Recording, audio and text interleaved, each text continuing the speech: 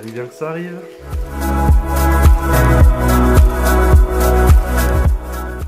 Et bien bonjour à tous et à toutes, et ici Monsieur Toon de Toon Studio Pro. Aujourd'hui on se retrouve pour une nouvelle vidéo qui va parler de trois choses en fait. On va parler aujourd'hui de l'Hyper Space Mountain, de la Tour de la Terreur et de la fermeture de Blanche-Neige et les 7 Nains. Alors comme vous pouvez le savoir, il y a quelques temps il y a eu beaucoup de rumeurs concernant ces trois grandes choses. Mais il y en a déjà l'une des trois qui n'est plus déjà une rumeur puisqu'elle a déjà été confirmée il n'y a pas longtemps. On va donc commencer par la toute première qui va s'avérer peut-être être vraie. Space Mountain Mission 2 qu'on a donc actuellement sur le resort français va sûrement disparaître provisoirement ou définitivement pour être remplacé en fait par un Hyper Space Mountain. Si vous ne connaissez pas les Hyper Space Mountain, en fait ce sont des versions qui ont déjà vu le jour à Hong Kong Disneyland. Ce sont des versions en gros remixées du Space Mountain. Au final, au lieu d'être Space Mountain Mission 2, l'aventure devrait donc s'avérer être une aventure sur Star Wars. Le problème étant que beaucoup n'étaient pas sûrs si l'attraction devait être provisoire ou définitive. Il y a eu pas mal de polémiques à ce sujet-là, ce qui a un petit peu entraîné une effervescence et une polémique géante sur le sujet. Alors moi je vais vous expliquer aujourd'hui tout ce que moi je sais pour le moment, en tout cas pour l'Hyper Space Mountain. Alors déjà il faut savoir, on va faire une petite chronologie quand même pour ceux qui ne connaissent pas vraiment trop l'histoire de Space Mountain.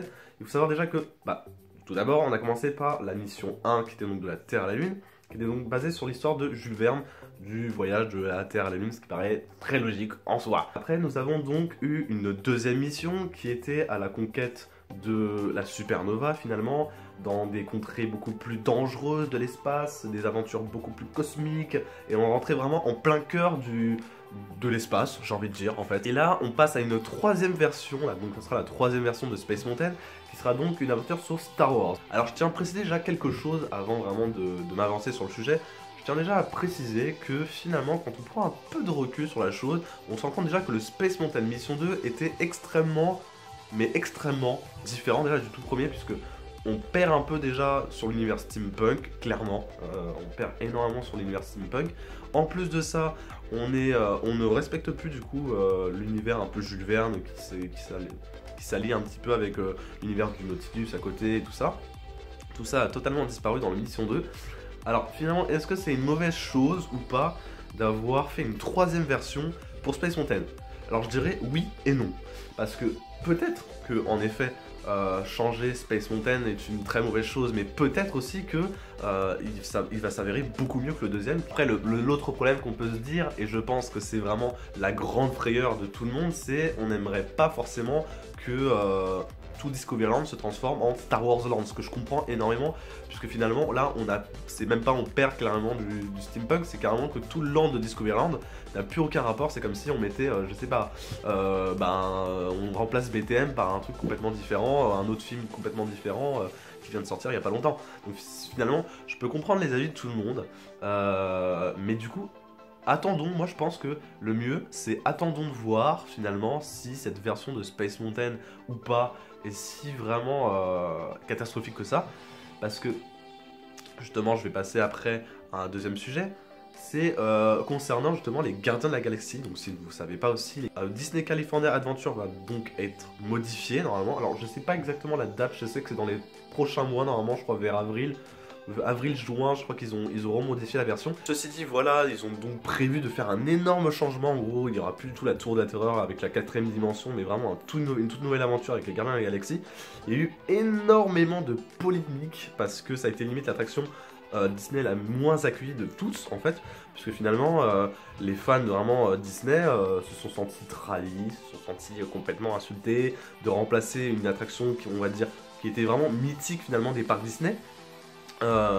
Par ça quoi, par les Gardiens de la Galaxie et finalement ça ressemble vraiment plus à un coup marketing de la part de Disney, puisque finalement le film va sortir quelques jours ou voire même quelques semaines après la date de sortie il me semble de l'attraction. Donc ce qui fait que du coup forcément les fans ont vu ça comme un énorme coup marketing, puisque on change une attraction mythique pour en faire une autre qui n'a totalement rien à voir. On passe quand même des années 30 à des années 2000, 3000, je sais pas. C'est vrai que ça fait un énorme bond dans le temps. Donc c'est vrai que ça a choqué déjà pas mal de gens Surtout que voilà, les Gardiens de la Galaxie, c'est pas quelque chose que personnellement tout le monde aime. Personnellement, moi je crois que je l'ai avoir déjà dit, mais les Gardiens de la Galaxie, c'est clairement pas mon Marvel préféré. Est-ce que Disney veut essayer de relancer un peu le film en faisant une nouvelle attraction? Je ne sais pas. Je pense que ça peut être que ça finalement, et peut-être aussi pour bien accueillir le deuxième film qui va bientôt arriver. Après, c'est assez dur quand même de se dire que Disneyland a quand même pu enlever une attraction aussi mythique. Vous imaginez quoi quand même? Enfin, c'est la tour de la terreur, je veux dire, c'est vraiment l'attraction, c'est l'une des attractions les plus, je veux dire, emblématiques de l'esprit de Disney, et en fait, ils ont réussi quand même à la toucher.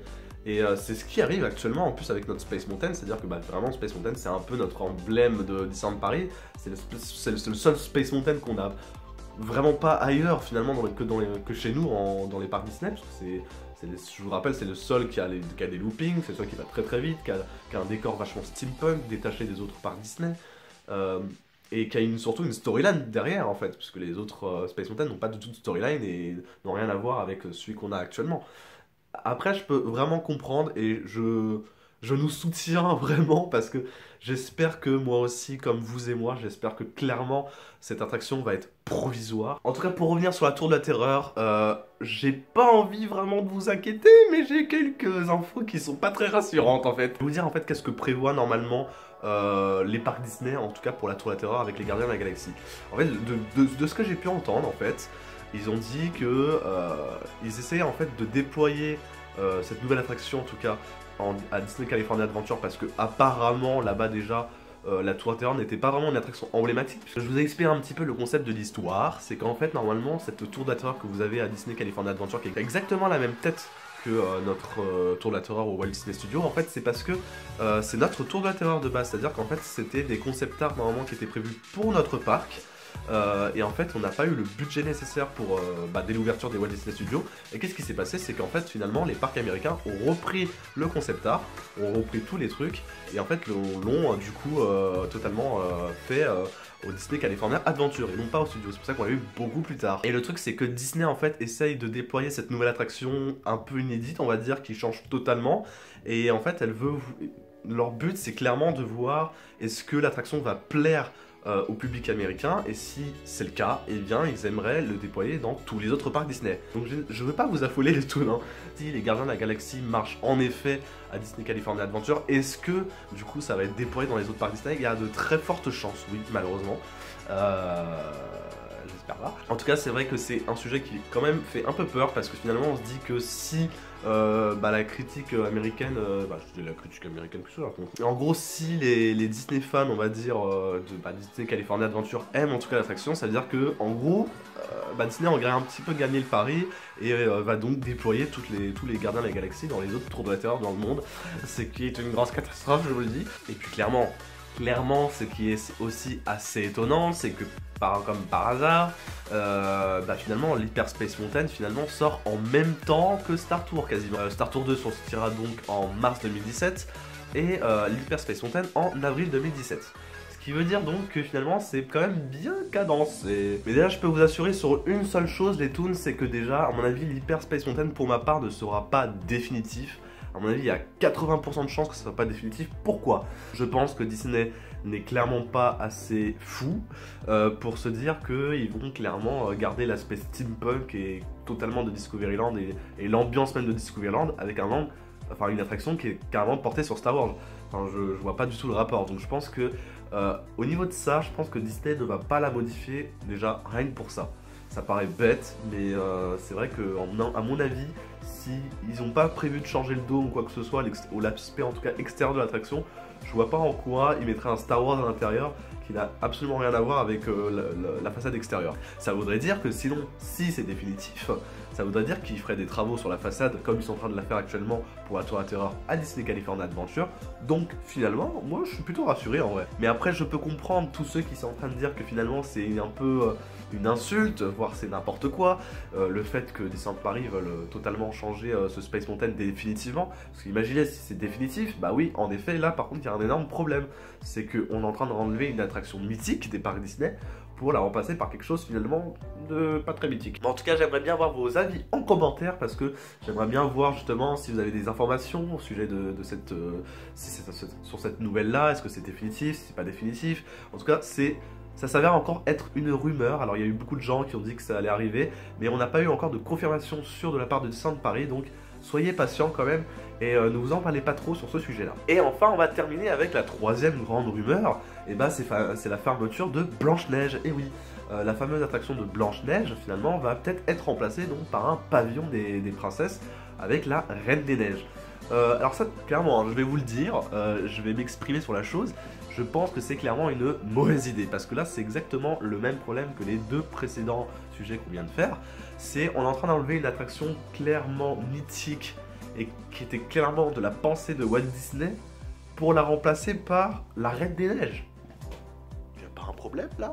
Clairement les toons, je sais pertinemment que pour les enfants, Blanche-Neige c'est vraiment pas l'attraction idéale, parce que c'est vrai que c'est une attraction qui fait peur et que moi clairement qui me faisait peur même en étant petit. Mais est-ce que ça vaut vraiment de la supprimer et de la remplacer par un deuxième pavillon? Parce que oui, il y a quand même un premier pavillon qui se trouve juste à côté de It's a Small World. Donc pourquoi en faire un deuxième pour finalement faire un pavillon finalement d'Elsa et Anna? Finalement, je vois pas trop l'intérêt. Surtout que, comme j'ai envie de dire, on se tape quand même en ce moment beaucoup de Reine des Neiges. On a quand même le Summer Frozen Fun qui vient de passer, qui vient de se terminer. On a quand même beaucoup de nouveautés sur la Reine des Neiges et je trouve que c'est quand même un peu excessif de rajouter encore une autre attraction sur la Reine des Neiges. Je considère ça comme une attraction, puisque finalement ils vont carrément détruire une attraction, enfin, vous comprenez quoi. Donc là, encore une fois, pour ma part, ça s'avère plus une rumeur qu'autre chose, puisque finalement moi j'ai eu aucune confirmation de mon côté, donc à mon avis, cette chose-là, en tout cas cette rumeur-là sur la disparition, la fermeture en tout cas de Blanche-Neige pour une prochaine réouverture d'un pavillon des princesses avec Elsa et Anna me paraît fausse. Donc clairement, à vous de voir dans les commentaires ce que vous en avez comme différentes informations. J'aimerais bien connaître un petit peu tout ça de votre côté. Et écoutez, cette vidéo va donc se terminer là. J'espère qu'elle vous aura plu, qu'elle vous aura un petit peu éclairci surtout sur ces trois petites rumeurs, dont une qui va s'avérer être vraie, puisque je rappelle quand même que l'Hyper Space Mountain, normalement à 99% ça a été confirmé. Voilà, donc pour la Tour des Terreurs on va dire à 50%, mais pour avoir compte, c'est vrai que pour l'attraction de Blanche-Neige, c'est vraiment pas du tout officiel. Donc j'espère que cette vidéo vous aura plu. Si ce n'est le cas, eh bien n'hésitez pas à laisser un petit pouce bleu, ça ferait extrêmement plaisir. Et surtout à réagir dans les commentaires, parce que j'aimerais vraiment avoir votre avis là-dessus, parce que c'est très important et finalement c'est super intéressant. Donc n'hésitez pas à réagir dans les commentaires. Et on se retrouve du coup pour la prochaine fois, pour une prochaine vidéo.